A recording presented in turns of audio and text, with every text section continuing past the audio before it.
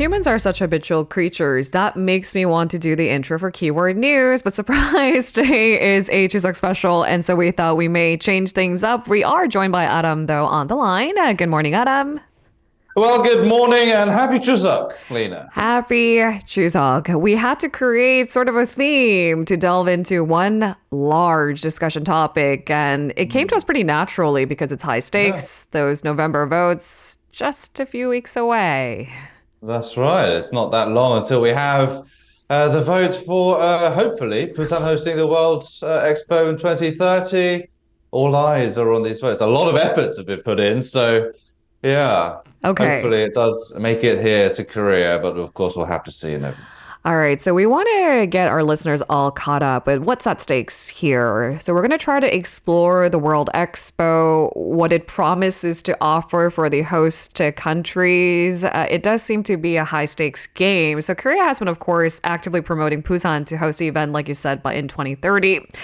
But the odds are pretty stacked up against us. So the other two competitors are pretty fierce. The port city is up against Riyadh of Saudi Arabia, Rome of Italy, both prospective host countries who have a lot to offer too. Yeah. All right. So before we even get to who may or who may not host, maybe we should try to explain what exactly is a World Expo. We keep comparing it to the likes of the Olympics at the World Cup, but what is it exactly? Yeah, I know. There's a lot of fuss and headlines surrounding this World Expo and how Busan is trying to get a spot and trying to host it. But there's, of course, going to be questions about, well, why does it matter? I mean, what is the World Expo? It does elude a lot of people, actually, surprisingly. Just to tell you a little bit about it, the background. The World Expo is, as you mentioned, one of the oldest and actually biggest events on the planet. It's one of the world's three major international events that includes, as you mentioned, the Olympics and the World Cup and the World Expo. Those three are basically the ones that every country and host city wants to host, basically. Now, every 5 years, a city takes turn to host the occasion. It lasts 6 months at a time, usually. And invites every country across the globe to take part in showcasing basically the best of what they have to offer. This includes their culture as well as technology or any other innovations that they might have. So it's basically like a very large global planetary exhibition of every country's basically best-selling item and thing, basically. So it's a celebration of human achievements and a platform for international cooperation. It's also a gathering of nations dedicated to finding solutions to pressing challenges of our time. So, for example, climate change and things like that. It's also a venue where people and all these nations come together to think of a solution. Now, which city will host is determined by the Bureau International des Expositions. Each expo is also held with a new theme, with a plethora of engaging and immersive activities. Now, one thing to note is that the expo, recognized by the BIE, is divided into what's known as registered exposition and recognized exposition. So it can be a bit confusing. There is a kind of a distinct expos that are held. Taedong Expo and Yeosu Expo. Those two have actually been held in Korea in the past, but they were what's known as recognized expos, meaning basically medium scale that is held once during the period between registered expos. Now, unlike the recognized expo, which is held for up to 90 days with a kind of clear specific theme, the registered expo is basically the large-scale comprehensive expo that everyone talks about and everyone wants to host, and basically covers all topics related to all development of mankind and exhibitions in various fields, and can be also a political stage as well. World leaders to gather and talk about their problems and discuss and brainstorm on how to solve it. So that's why there's a lot of attention being paid to Busan hosting the World Expo.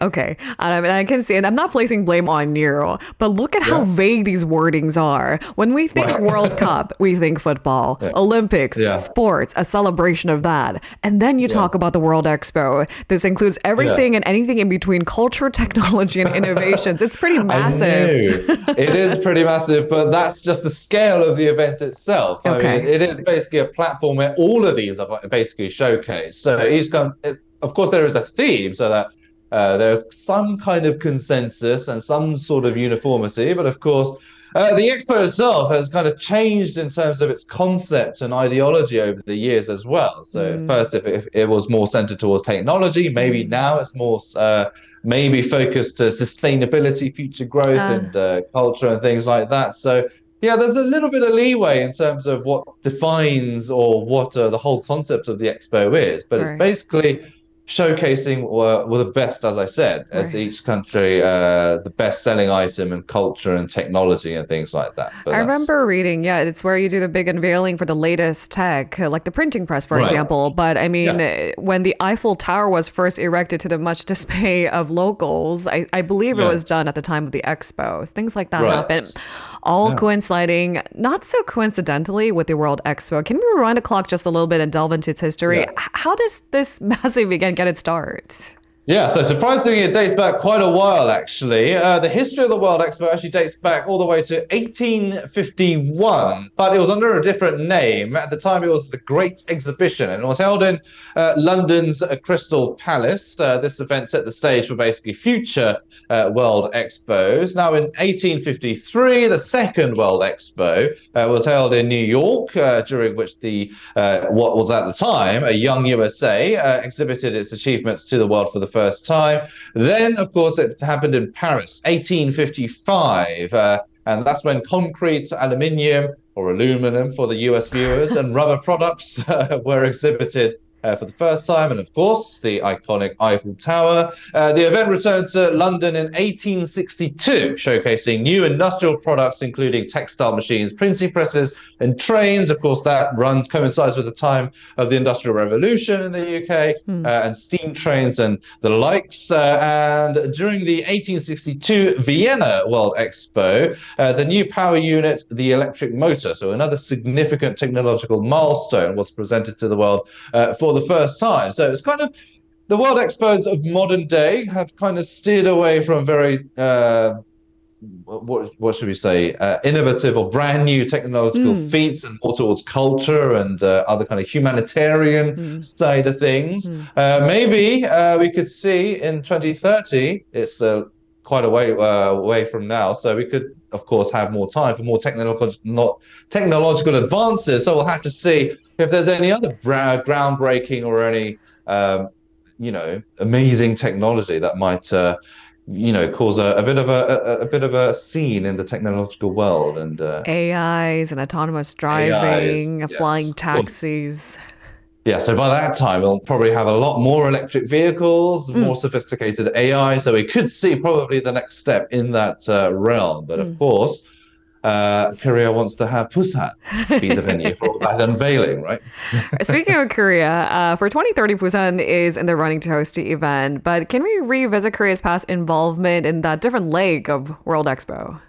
Yeah, so as I mentioned, the history does date back all the way to 1893, actually, when Korea was first participated in what at the time was called the World's Fair. But the Daejeon and Yeosu Expos we'll get onto in a minute. Mm, Now, Korea managed to secure a small exhibition space despite of Japanese aggression and colonialism at the time. The nation displayed everyday objects such as kites, cushions, lacquerware, as well as armor and cannons at the time. However, the tiny size of the Korean pavilion, of course, stood in stark contrast to neighboring Japan's massive pavilion. And it's been that case during that time of Japan's aggression. Now, in 1987, so a bit more of a modern day, Korea was granted membership to the BIE. Now, this led to Korea's first hosting of the expo in 1993 when it was held in Daejeon. But as I said, this is a recognized expo. So it's mhm. not. It is a significant milestone, of course, but it's not like the big one that Busan is vying for. Now, this expo was themed "The Challenge of a New Road of Development," and it showcased Korea's basically rapid industrialization and technological advancements. Of course, Korea went through a long period of recession and was quickly developed Mm. into what is now one of the leading developed economies in the world. And it actually marks Korea's 100th year year of participation in World Expos as well. Now, it ran for 93 days. It drew over 14 million visitors from 108 countries and 33 international organizations and institutions. In 2012, Korea hosted its second expo, recognized expo that is, in the coastal city of Yeosu in South Jeolla province. I actually went to that event at that time and remembered waiting in very long lines in extreme heat, but it was it was a visual spectacle nonetheless. But it was not, there wasn't a lot of shade, and it's right by the coast, where and down south, of course, tends to be much hotter than in the central regions or up north. Now, the event ran for 83 days that time, and it attracted just over 8 million visitors from 105 countries. So not as large as the Daejeon one, but of course, Daejeon being the first kind of dedicated hosting of the expo, of course, a lot more attraction was centered on Daejeon. Now, the theme for the Yeosu Expo was the living ocean and coast. Of course, appropriately named because it was just by the coast, and there was a famous song named after that Yeosu area as well. Yeosu Pampada? Yes, that's the one. No, obviously. Not because of the expo. Just, there's no correlation there. No correlation at all. Just saying, but coincidentally, it was kind of reached fame at kind of that similar time. Sure, so sure. Very fitting. Yeah. Okay, and of course, the big question is, can we measure what kind of economic impact these expos have? And it's not just about the money, is it? It's about boosting sort of this social standing for a country and image, if you will. How did the expo impact South Korea? Yeah, so basically in 1993, when it was held in Daejeon, it did have a profound impact on South Korea. It not only enhanced the nation's global image, at that time Korea wasn't really that well known in the international community, but it also, of course, spurred economic development and infrastructure growth as well. We could see Daejeon as being one of the main cities of technological advances and research, with the likes of KAIST University, one of the top universities in Korea, that specializes in mathematics and engineering and science and robotics, for that matter as well. Now, the expo site itself was transformed into an innovative science park, so it was put to good use now. The 2012 expo has also helped Yeosu's development locally as well. And basically, Busan is hoping to achieve the same goal for 2030. But it's pretty much the same story when it goes to any city or country, really. The main reason that all these countries and cities wants to host the World Expo or the Olympics or the World Cup is basically to improve their brand image and their standing in the globe, as well as, of course, the economic benefits, although there have been some where it has actually drained some economies. But for the moment, the expectation is that for 2030 World Expo, the economic benefits will certainly come. All right. And it's not just Busan that's vying for this exclusive spot in 2030. And it's a pretty steep set of competition. What have the other countries been doing to promote their respective cities? I mean, there's a big difference between what Rome can offer, what Busan can offer, and clearly what Riyadh can offer. Yes, exactly. They all have their very individual strong points and their USPs, their unique selling points. So let's first look at Saudi Arabia. It's, of course, bidding for Riyadh and to be held between the dates of October 1st and March 31st of 2031. So they're proposing that period, and they're proposing the theme, the era of change, together for a foresighted tomorrow. Now, the location is called the site, and it's designed as a futuristic city around an ancient valley. So the site is called the site. Now, it embodies both the oasis and garden origins of Riyadh and the vision of the country to pioneer a sustainable future for cities and their communities. I'm mostly paraphrasing here or directly quoting from the sales spiel that they've been putting out. Now, the site is located north of Riyadh in close proximity to King Khalid International Airport. That's one of the biggest selling points that Saudi Arabia has. It would be the only World Expo site in the world to actually be located at only one metro station away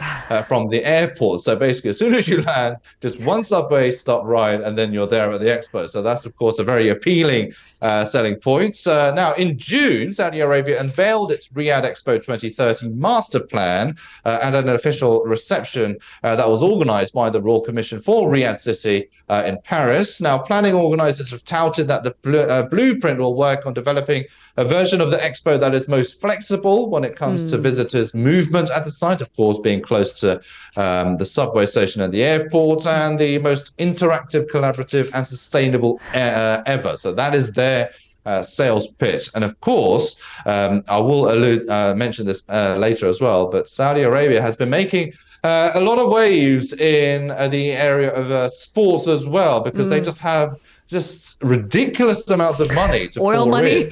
in. Oil money. They've created a bit of a controversy in golf as well, with a brand new golf league, taking some of the top PGA players, and of course taking Cristiano Ronaldo, one of the highest paid footballers, to its league as well. So will they do that with the same with the World Expo? We'll have to see. I mean, money talks, and these events, it clearly pays off. We're talking about brand new infrastructure that can support maybe the needs of people in 2030 that might be different from the needs that we have in 2023. Yeah. Now, in stark contrast, I must say, what Rome has to offer is culture, history, and things that Riyadh might claim as outdated. Yeah, that's right. I mean, Riyadh would probably be more of a futuristic kind of sci-fi type expo, if you will, although I haven't seen the infrastructure yet. But of course, Rome, of course, a very historical city, rich in culture, where a lot of tourists go. Now, Rome is proposing holding the events between May 1st and October 31st, 2030, under the theme People and Territories, Regeneration, Inclusion, and Innovation. The intent is basically to create a World Expo that wants to deliver a polycentric and truly inclusive future. Of course, I'm quoting here, that offers every human being the same opportunities, both in terms of infrastructure and services and cultural and social development. Now, the city offers, of course, several reasons to be chosen, including a large population, the inclusion of foreign residents, and the presence of a major technology hub, and its status as basically a favorite tourist destination. The city's bid is to build around a project promoting new ways of urban coexistence designed to bypass the traditional separation between centre and suburbs, and based around the four pillars of history, nature, innovation, and inclusion. Again, I'm quoting. These are the words of Rome Mayor Roberto Gualtieri when he was announcing Rome's bid. But we all know how historically rich Rome is with the culture. So there's more of a kind of a sentimental and more of a kind of emotional attachment to Rome when it comes to the expo. Riyadh is vying for some futuristic and, glitz and glamour, if you will. But of course, will have its own merits and charm. Okay, all of this build up to get to the focus of today's segment. Why Busan, Aram? Why Busan? Yeah, well, basically, Busan is looking to host, of course, Korea's first ever registered expo, so the big one that I've been keep mentioning, which would differentiate itself from the previous two in Daejeon and Yeosu. Busan can showcase its status as a hub for technological innovation through its thriving R&D sector, thanks to its leading universities and think tanks, as well as a robust entrepreneurial ecosystem as well. Also, Busan has finished its preparations. It is a city that has undergone rapid development and dynamic change. It has established itself as a hub of logistics and transportation in Northeast Asia, being a port city. And it certainly has high hopes to share those experiences of growth and change through the World Expo 2030. And also, it has a very good experience in history of hosting international events. Most notably, it's hosted 3 multilateral summits, and it also has excellent infrastructure when it comes to exhibitions. Namely, the Bexco exhibition hall, for example, is recognized for its expertise in international exhibitions. Busan is also well equipped with infrastructure such as airports, high-speed rail, state-of-the-art ports, and an outstanding geography by the sea, including 7 beaches, rivers, and mountains. It's also where the renowned annual Busan International Film Festival is held. There's, of course, other various cultural events involving Korean culture. There's the second largest major city in Korea. Of course, it has that charm and merit going for it. And the efforts date all the way back to 10 years ago. So it's been a long time since Korea has been trying to get Busan to host the World Expo. And the theme will be transforming our world, navigating toward a better future. The bid focuses on sustainable living with nature and technology for humanity, as well as providing a platform for sharing.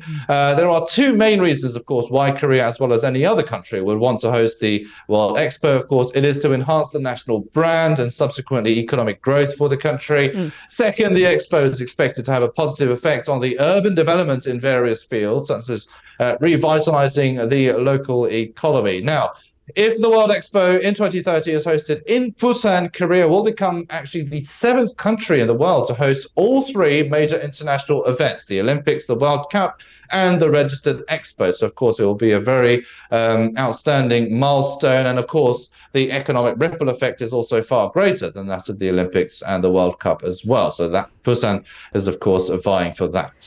All right, Adam, we've run out of time. I do apologize. I've been blabbering on. No, of course not. Yeah.